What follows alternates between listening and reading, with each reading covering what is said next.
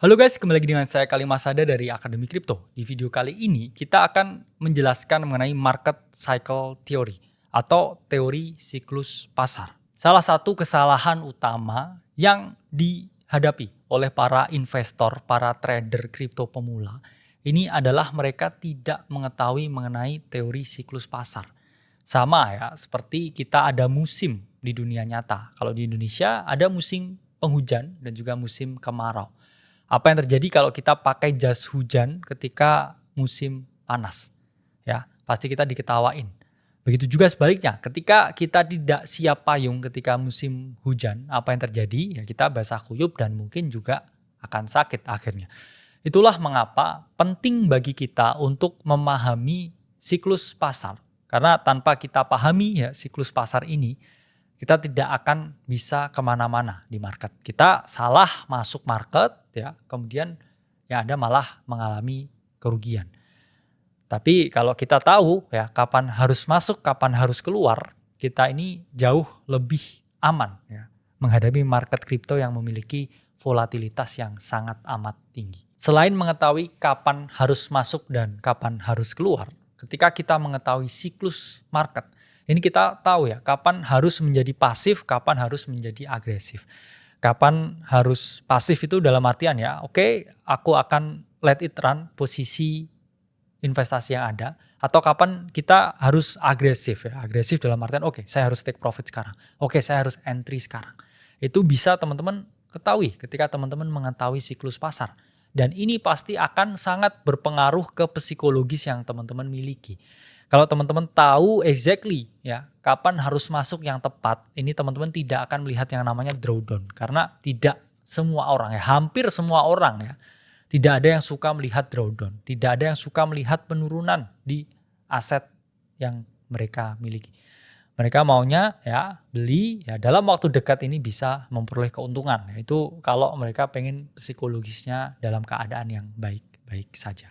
Karena di market ini kita harus melakukan yang namanya reverse psychology. Apa itu reverse psychology? Artinya kita harus membalik herd behavior yang cenderung dilakukan oleh para investor lain. Itulah mengapa 97% orang di sini akan gagal. Dan yang berhasil itu hanya 3%. Itulah ada ya yang namanya sentimen fear and greed. Ketika orang-orang ini fear, ya di situ kita membeli. Tapi ketika orang-orang ini greed, di situ kita saatnya menjual. Itu adalah suatu strategi, ya, sentimen, di mana kita melihat apa yang terjadi di orang lain dan kita melakukan hal yang kebalikan.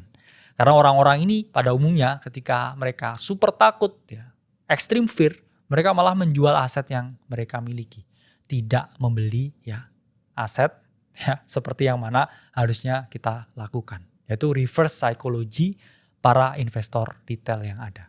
Nah, langsung saja, kira-kira apa aja tahapan market cycle atau siklus pasar yang ada di market crypto? Pertama itu adalah fase accumulation atau akumulasi. Kemudian ada fase markup. Ketiga ada fase distribution atau distribusi. Dan yang terakhir, keempat, ini ada fase markdown. Nah, apa itu fase akumulasi? Fase akumulasi itu merupakan fase yang terjadi biasanya setelah penurunan yang signifikan dari cycle sebelumnya. Dan fase ini ditandai dengan volatilitas yang sangat rendah. Ya, semua orang di sini udah nggak peduli dengan kripto. Kemudian banyak sekali berita-berita negatif ya. Kalau dulu ya, ketika ada fase akumulasi, ini kita melihat ya berita FTX yang crash ya, kemudian Luna yang turun ya ke nol, dan berbagai berita-berita kebangkrutan lain. Nah, fase ini selalu dimanfaatkan oleh para smart money untuk membeli sebanyak-banyaknya. Ya, jadi ketika akumulasi harga di bawah, semua orang nggak peduli, habis crash ya, orang udah nggak ada yang ngomongin kripto. Nah, di sini para smart money ini mereka malah melakukan aksi pembelian. Mereka borong sebanyak-banyaknya di market. Supaya apa? Supaya quote on quote ya, mereka punya cukup barang untuk dijual ketika harga ini mulai mengalami kenaikan. Nah, kemudian fase kedua ini adalah fase markup. Apa ini artinya fase markup? Di sini para bull sudah mulai memiliki confidence ya. Yang mana secara price action, akumulasi ini selalu digambarkan dalam satu range yang ketat dan harga nggak kemana-mana. Dan di fase markup, ini harga sudah mulai breakout dari fase akumulasinya, dari area akumulasinya. Dari support and resistance-nya ya, udah melakukan flipping dan harga ini udah bergerak naik ke atas. Di sini orang-orang ini udah mulai confident ya, udah bilang wah bull market is back baby ya. Di sini orang-orang ini sentimennya udah berubah ya dari extreme fear ya ke fear kemudian ke greed ya, mulai ke greed, mulai hijau, mulai lihat hijau-hijau, mulai melakukan yang namanya FOMO buying ya. Oke. Ya, ini udah keluar dari range Bitcoin. Saatnya beli sebanyak-banyaknya. Nah, pada saat ini ini mulai ada yang namanya berita-berita positif keluar dari para smart money. Yang mana mereka kan udah akumulasi dong di bawah ya, udah beli di bawah ya. Mereka udah dapat barang sebanyak-banyaknya. Baru ini mereka keluar-keluar ke media. Wah, ini Bitcoin bakal kesini nih harganya. Wah, ini akan ada ETF approval nih. Harga ini akan naik nih. Karena apa? Karena mereka udah akumulasi di bawah. Dan ketika mereka akumulasi di bawah ya, mereka sudah siap merealisasikan keuntungan yang mereka miliki ya. Jadi mereka ini kalau beli diem ya, kalau beli malah ngeluarin berita negatif ya. Ini bakal turun nih, bakal ke nol. Itu mereka beli sebanyak-banyaknya. Tapi kalau udah mulai bergerak naik ya, mereka sentimennya apa? Wah, ini bakal ke 100.000 nih, bakal ke 1 juta nih. Itu adalah fase-fase ya, quotes on quotes, manipulasi di media yang dilakukan oleh para smart money. Karena smart money ini membutuhkan kalian, membutuhkan yang namanya partisipasi publik. Kalau nggak ada partisipasi publik, ya nggak ada orang-orang yang membeli, ya harga nggak mungkin bisa mengalami kenaikan. Jadi kita semua, ya, para retail itu selalu menjadi bensin ketika bull market. Bensin untuk membuat harga ini tetap naik sehingga para pemain besar ini juga bisa merealisasikan keuntungan yang mereka miliki. Nah, yang namanya market itu pasti tidak bisa ya selalu naik. Begitupun dengan harga Bitcoin. Kemudian kita masuk di fase ketiga, yaitu adalah distribution phase atau fase distribusi. Ketika terjadi distribution phase, market ini seperti alat voting, seperti mesin voting. Ada yang masih mau naikin harganya, ya, para retail yang baru masuk. Ada juga para smart money yang sudah mulai cash out, sehingga ada orang baru yang masuk, ya, naik harganya, terus kemudian mereka mulai jualan. Kemudian ada orang lagi ya, baru lagi masuk, harga mulai naik dikit, udah ada yang jualan.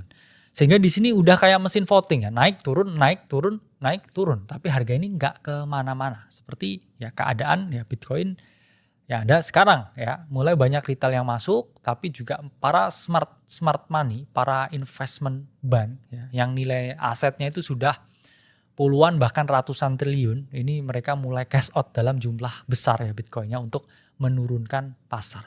Nah, biasanya fase-fase distribusi ini terjadi ketika market ini berada dalam keadaan yang ekstrim greed atau keserakahan yang luar biasa di market.